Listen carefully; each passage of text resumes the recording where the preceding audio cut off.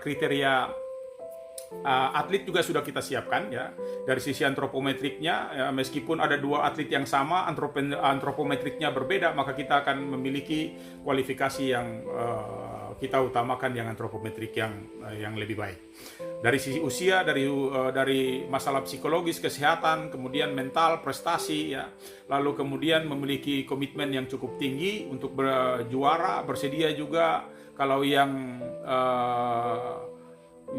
pegawai bisa bersedia untuk bergabung, kemudian yang pelajar, mahasiswa juga bersedia untuk bergabung ya. Dan ada peluang untuk juara, paling tidak sampai perunggu lah ya, jangan sampai tidak ada sama sekali. Kita memiliki program tes juga yang akan kita siapkan ya. Jenis tesnya biasanya ada tes awal, ada tes tengah, dan ada tes akhir ya.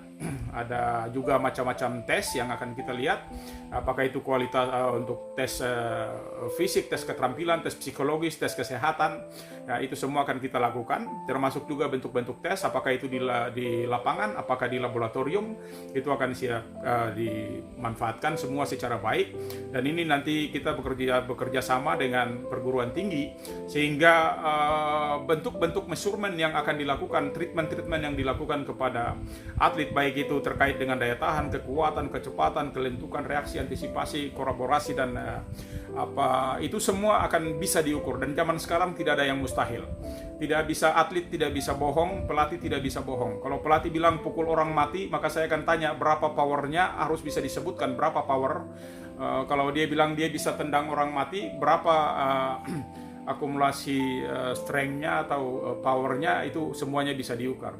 Kalau dia bilang bisa berlari dalam 1 tahun bisa mencapai 4 detik, maka kita akan siapkan program 4 detiknya. Apakah pelatih siap untuk menyiapkan program 4 detiknya, sehingga zaman sekarang menurut hemat saya tidak akan sulit lagi untuk kita prediksi kemampuan atlet, dan masing-masing pelatih akan bertanggung jawab terhadap itu.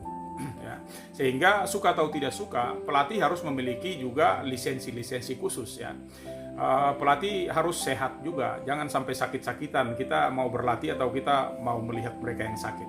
Ya, memiliki kompetensi yang cukup baik, menguasai iptek olahraga, memiliki komitmen untuk menciptakan prestasi, mampu menyusun program latihan. Banyak pelatih yang tidak sampai saat ini bisa melatih tapi tidak bisa menyusun program latihan secara baik, sehingga banyak atlet kita justru rusaknya di awal-awal dan dirusaki oleh pelatih-pelatih sendiri. Dan mudah-mudahan ini menjadi kontribusi baik. Dan kemarin dari sisi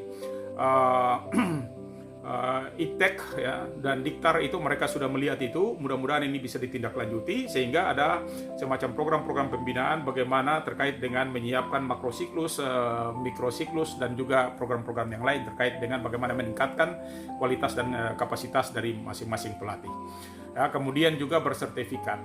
Lalu kemudian mengikuti aturan. Mengapa bersertifikat? Karena aturan sertifikat adalah harus lolos sertifikasi. Kalau tidak lolos sertifikasi, saya anggap juga belum baik. Ini salah satu kriteria saja.